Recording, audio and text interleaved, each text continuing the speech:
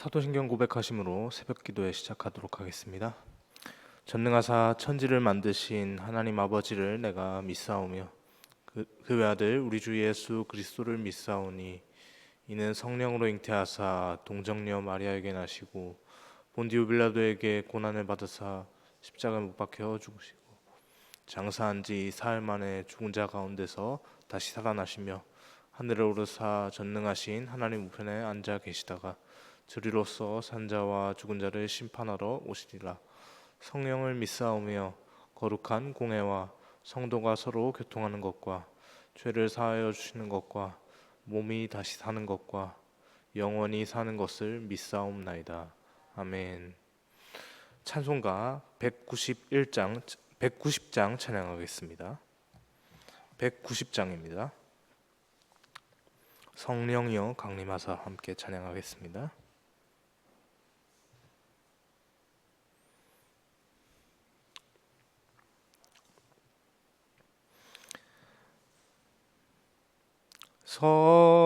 성령이여 강림하사 나를 감화하시고 애통하며 회개한 맘 충만하게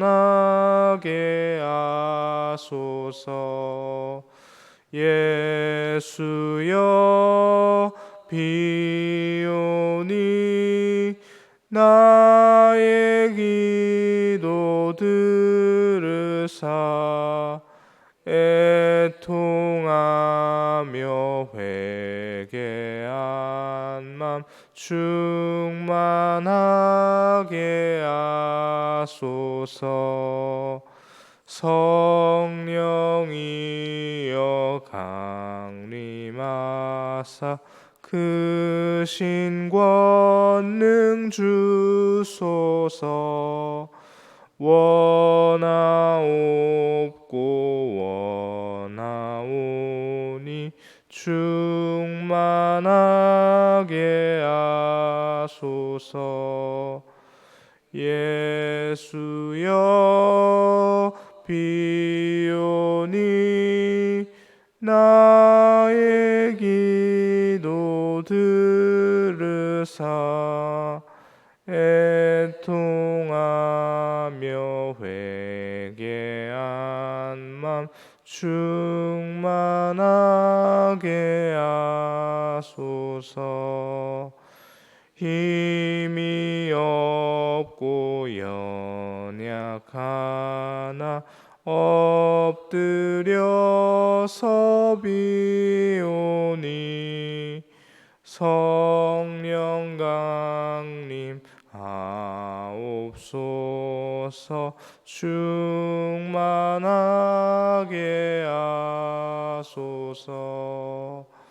예수여 비오니 나의 기도 들으사 애통하며 회개한 맘 충만하게 하소서. 정케하고 위로하사 복을 받게 하소서. 충만하게 하시오니 무한 감사합니다. 예수여 비오니 나의 기도 들으사 애통하며 회개한 맘 충만하게 하소서. 아멘. 아멘. 이 시간에 함께 보실 하나님의 말씀은 사도행전 19장 24절에서 18장 24절에서 19장 7절입니다. 사도행전 18장 24절에서 19장 7절까지 말씀 함께 보겠습니다. 18장 24절에서 19장 7절까지입니다. 네, 찾으셨으면 제가 먼저 18장 24절 말씀 읽겠습니다. 알렉산드리아에서 난 아볼로라는 유대인이 에베소에 이르니 이 사람은 언변이 좋고 성경에 능통한 자라.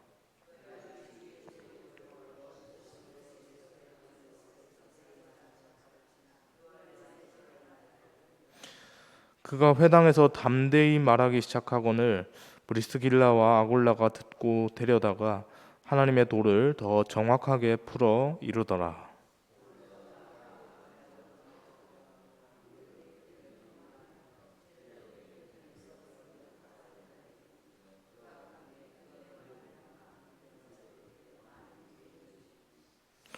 이는 성경으로서 예수는 그리스도라고 증언하여 공중 앞에서 힘있게 유대인의 말을 이김이더라.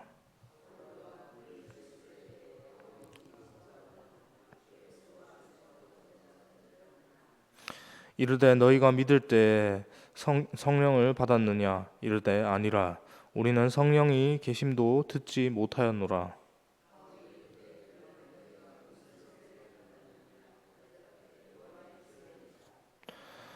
바울이 이르되 요한이 회개 세례를 베풀며 백성에게 말하되 내 뒤에 오시는 이를 믿으라 하였으니 이는 곧 예수라 하거늘. 바울이 그들에게 안수함에 성령이 그들에게 임하심으로 방언도 하고 예언도 하니 모두 12사람쯤 되니라. 아멘. 계속해서 사도행전의 후반부에 바울의 선교 여행에 대한 본문을 살펴보고 있습니다. 어제 본문까지 그 바울의 두 번째 전도 여행의 일정이 마무리가 되었고요. 오늘 본문에서는 세 번째 전도 여행이 시작되는 것을 볼 수 있는데요. 그런데 이 세 번째 전도 여행, 바울의 세 번째 전도 여행이 시작되는 이 시작점에서 뜬금없이 바울의 이야기가 아닌 다른 사람의 이야기가 잠시 소개가 됩니다. 그 사람의 이름은 바로 아볼로라는 사람이죠. 성도님들, 아볼로라는 이름을 들어보신 기억이 있으십니까? 성경을 통해서 들어보신 기억이 있으십니까? 많은 성도님들께서 이때 아볼로의 이름을 듣고 어디서 들어봤는데 어디였더라라고 생각을 하실 텐데 제가 그걸 생각을 해보니까 고린도전서 3장 6절에 있는 말씀인데 고린도전서 3장 6절에 아주 유명한 말이 있습니다. 뭐냐면 나는 심었고 아볼로는 물을 주었으며 오직 하나님께서 자라게 하신다라는 말이죠. 우리가 이 성경 구절을 전도와 관련해서 우리가 심고 우리가 물 주지만 결국에는 결정적으로 하시는 분은 누구라고 합니까?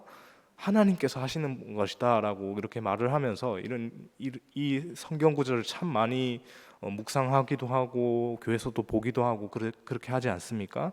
그러면서 이제 아볼로라는 이름을 잠깐 이렇게 스쳐 지나갔는데 그 아볼로가 바로 여기에 등장을 하는 겁니다. 오늘 본문에 등장하는 이 아볼로, 이 사람에 대해서 성경은 이렇게 말을 합니다. 25절 본문 18장 25절의 말씀에 이렇게 되어 있죠. 아볼로는 알렉산드리아 출신의 언변이 좋고 성경에 능통한 유대인이다라고 이렇게 얘기를 합니다. 본문의 언급대로 그는 일찍이 주님의 도를 배워서 그것을 열심히 그 배운 도를 자기만 갖고 있는 것이 아니라 학자로서 열심히 다른 사람들에게 학문적인 지식을 가지고 이렇게 열심히 전하는 모습들을 보였습니다. 그런데 그가 가진 지식은 한계점이 분명히 있었습니다. 무엇이냐면 이어지는 말씀을 보니까 요한의 물 세례에만 머물러 있었다라는 그런 언급이 있죠. 왜 요한의 물세례의 수준에만 이 사람이 그 지식이 머물러 있었을까요? 주님의 도를 깨우치긴 했는데 예수님에게까지 이르지 못하고 요한의 물세례에만 머물러 있는 모습, 왜 그렇습니까? 왜냐하면 헬라파 유대인이었던 이 아볼로라는 사람은 오순절 성령 강림의 역사를 경험하지 못했기 때문입니다. 직접적으로 경험하지 못했고 어쩌면 그런 게 있었어? 나는 처음 듣는데 약간 금시초문인데 약간 그런 반응으로 다가갔을지도 모르겠다라는 생각을 해봅니다. 그것을 경험하지 못했기 때문에 오늘 본문에 기록된 그때에도 지금 이 본문의 상황 속에서도 아볼로는 자신의 지식 수준 안에서 그 지식 수준의 안에서 그냥 내가 갖고 있는 수준, 요한의 물세례 그 수준 안에서만 그렇게 주님의 도를 열심히 강론했습니다. 에베소 지역에서 말이죠. 마침 그 에베소 지역에 그렇게 아볼로가 이렇게 열심히 강론을 하고 있는 와중에 어제 본문에 등장했던 브리스길라와 아굴라라고 하는 이 두 사람이 등장합니다. 이 두 사람 부부인데요. 두 사람은 한창 강론을 하던 아볼로를 이렇게 개인적으로 찾아가서 그 아볼로에게 잠시 저희하고 잠시 대화를 좀 하시죠라고 하면서 개인적인 시간을 요청해서 그 개인적인 미팅을 합니다. 그리고 그 아볼로를 데려다가 그의 가르침에서 중요하게 빠져 있는 한 가지를 알려줍니다. 한 가지라고 했지만 사실 좀 여러 가지인데 어떤 것이냐면 요한의 물세례 이후에 예수님이 어떤 일들을 하셨고 그 예수님이 하신 일들에 대해서 예수님이 하신 일들에 대한 그 의미들과 그리고 예수님께서 부활하시고 승천하신 이후에 오순절 마가의 다락방에 강림하셨던 성령님에 대해서도 이렇게 말을 계속했을 겁니다. 물론 본문에는 이 두 사람이 아볼로에게 무엇을 말했는지에 대해서 구체적인 언급이 없습니다.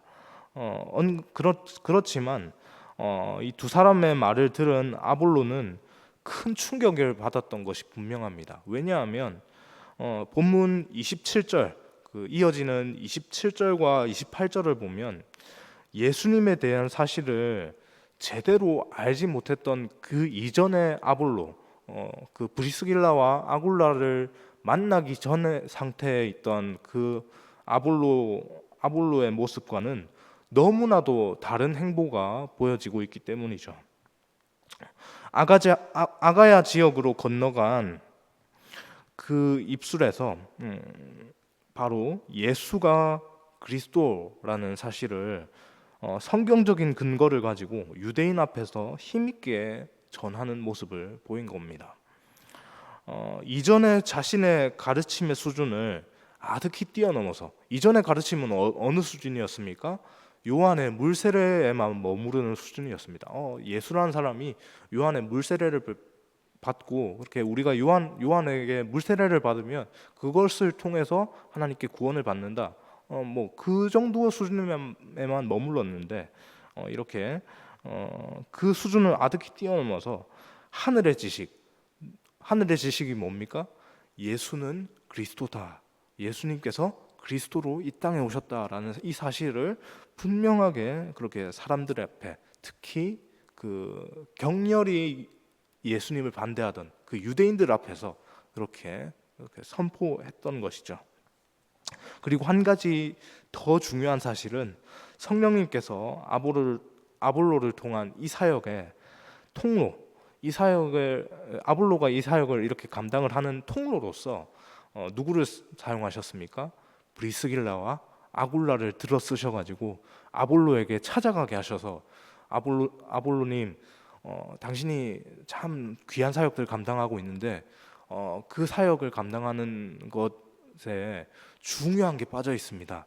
그것은 뭐냐면 예수님이 빠져 있습니다. 예수님께서 이 모든 것들을 행하시는 복음 그 자체가 되십니다라고 하는 이 예수에 대한 얘기들을 했던 것이죠. 그리고 이 브리스길라와 아굴라 두 사람뿐만 아니라 또한 그 에베소의 교인들을 들어 쓰셨습니다. 에베소의 교인들을 들어 쓰셔서 에베소 아볼로가 아가야 지방으로 가려고 할 때 그렇게 에베소 교인들이 또 편지를 하고 그 아가야 지방에 편지를 하고 이렇게 하는 모습을 통해서 그렇게 아볼로의 사역이 아가야에서도 열심히 원활하게 잘 진행되도록 그렇게 했던 것을 볼 수가 있는 것이죠. 그렇게 주위에 또한 도움들을 받아서 아볼로는 고린도 지역에 있는 그 아가야 지방 안에 고린도 지역이 있습니다. 그 지역으로 이동을 하게 되었는데요. 고린도 지역으로 간 이후에 아볼로가 그렇게 고린도 지역으로 넘어간 이후에 바울이 그 아볼로가 있던 그 에베소 지역에 방문을 하게 되었는데요. 지금 이제는 아볼로는 에베소에 없습니다. 그 없는 와중에 바울이 그 땅을 밟게 됩니다.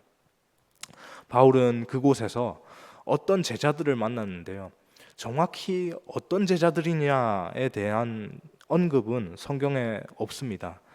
그렇지만 그들의 상태는 바로 앞의 상황에서 우리가 바로 조금 전까지 누구의 상황을 봤습니까? 아볼로의 상황을 봤죠. 바로 앞에 상황에서 브리스길라와 아굴라 부부를 만나기 전에 그 아볼로가 보였던 그 상태, 그 모습과 상당히 유사한 모습들을 그 제자들의 모습 속에서 찾아볼 수가 있습니다.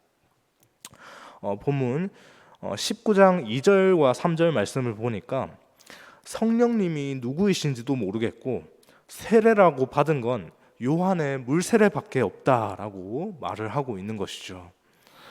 바울은 그들에게 그렇게 여전히 요한의 물세례에 머물러 있고 성령님이라는 존재에 대해서 도무지 알지 못하겠다, 모르겠다라고 얘기를 하는 이 제자들에게 세례 요한이 했던 그 말을 인용해서 친절하게 알려주는데요. 왜냐하면 그들이 세례 요한은 알고 있다라고 얘기를 하니까 바울이 권면을 할 때 너희가 그렇게 당신들이 그렇게 얘기하던 그 세례 요한이 이렇게 말을 했습니다라고 그렇게 얘기를 하는 겁니다. 본문 19장 4절 말씀인데요. 19장 4절 말씀 함께 읽겠습니다.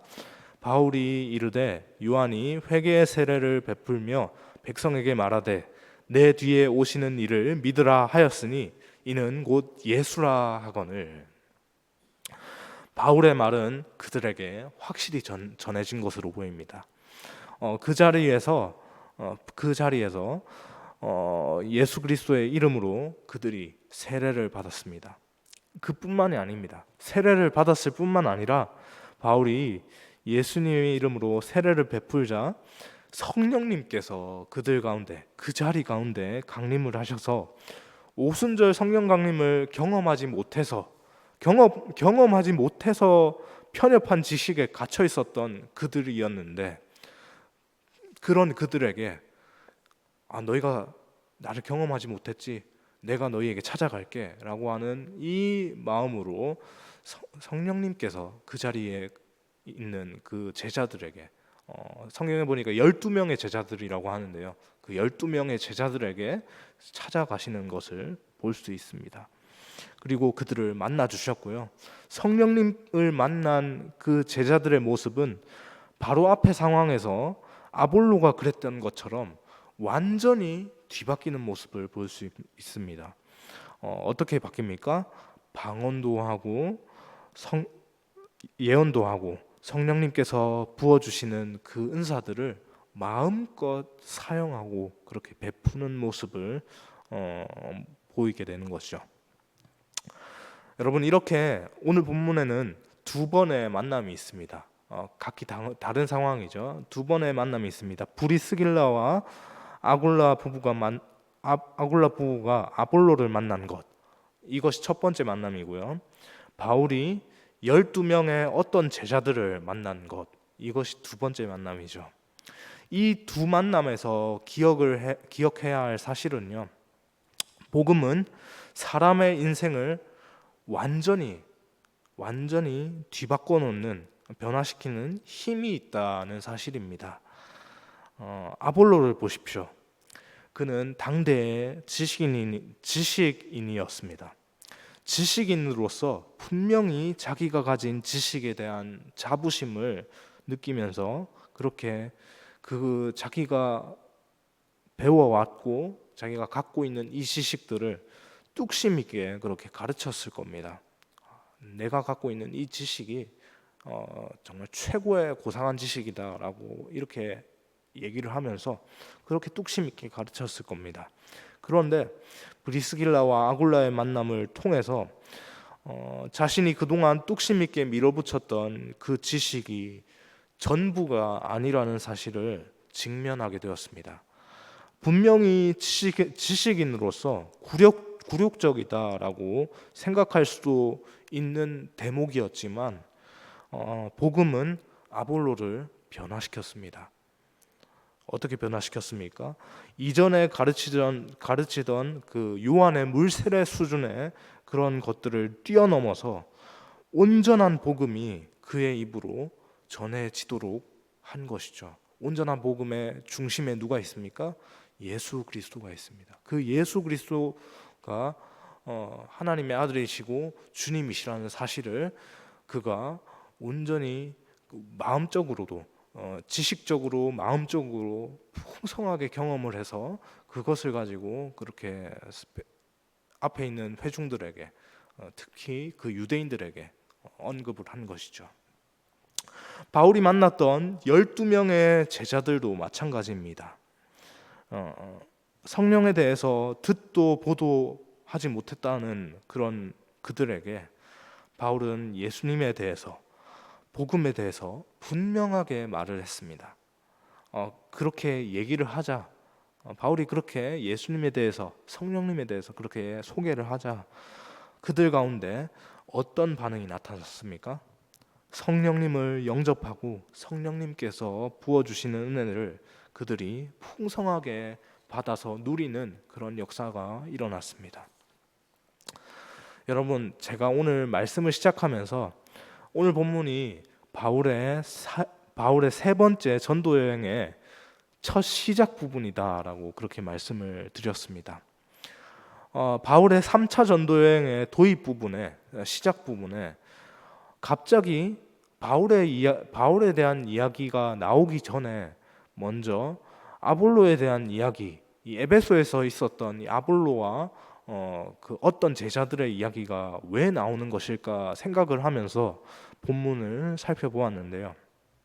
그 이유, 이 이야기가 갑자기 뜬금없이 바울의 선교 여행 가운데 왜 나오냐에 대한 이유가 분명해집니다. 바로 오늘자 매일 성경 본문의 제목을 보시면 온전한 복음이라고 되어 있지 않습니까? 온전한 복음이라고 되어 있는데 성령님께서 온전한 복음을 통해서 사람들을 변화시켜 가신다는 겁니다. 그 원리가 그러니까 하나님 성령님께서 온전한 복음을 직접 전하셔서 사람들을 직접 변화시키는 그 원리가 바울의 3차 전도 여행 가운데서도 세 번째 전도 여행 가운데서도 1차, 2차와 다름없이 동일하게 그렇게 사람들을 변화시켜서 여전히 적용되어서 그를 통해서 복음 전도의 사역을 성령님께서 온전하게 하실 것이기 때문이죠. 이 원리, 성령님께서 행하신다는 이 원리가 오늘 우리에게도 여전히 동일하게 적용이 됩니다. 우리에게 필요한 것은 무엇입니까? 우리가 믿는 복음이 온전하여서 복음이 사람의 마음을 변화시킨다는 사실을 우리가 온 마음으로 그렇게 전적으로 신뢰하는 것입니다. 그 사실을 기억하는 것으로, 그 사실을 신뢰하는 것으로 오늘 각자의 우리 여러분 우리 각자마다 작정하신 태신자들이 있으실 줄 압니다. 그 작정하신 태신자를 두고 기도하며 나아갈 수 있길 원합니다. 우리가 잠깐 제가 설교 중에 말씀 중에 인용을 했지만 정말 기억해야 할 것은 무엇입니까? 우리는 물을 줄 뿐 자라게 하시는 이는 누구십니까? 하나님께서 자라게 하십니다. 그 사실을 우리가 계속해서 기억하면서 당장에 작정한 태신자들이 뭔가 결실이 없고 뭔가 눈에 보이는 그런 것들이 없다 할지라도 하나님께서 적절한 때에 그렇게 그들을 돌아오게 하시고 그렇게 자라게 하실 것을 믿으면서 그렇게 우리가 계속해서 기도로 나아갈 수 있는 우리의 모습들이 되기를 주님의 이름으로 소망합니다. 기도하겠습니다. 사랑의 주님 감사합니다. 하나님 3차 전도 여행을 앞두고 있는 그 바울의 모습을 보았는데 그 바울의 이야기들을 하기 전에 먼저 아볼로라는 사람의 이야기가 등장하는 것을 보았습니다.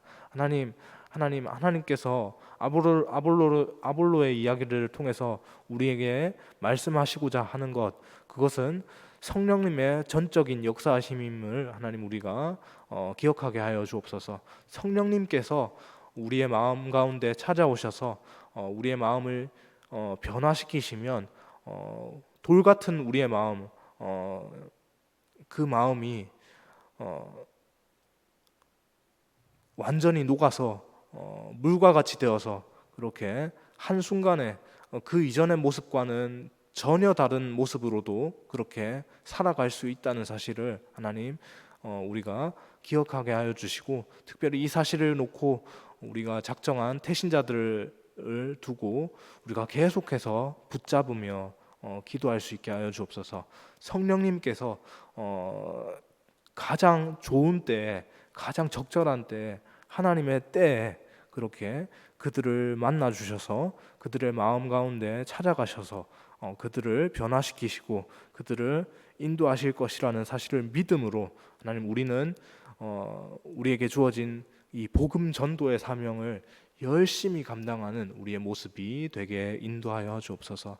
그렇게 충성되이 복음 전도의 사명을 감당함으로 주님의 기쁨이 되는 우리 모두가 되기를 간절히 소망하오며 예수님의 이름으로 기도합니다. 아멘.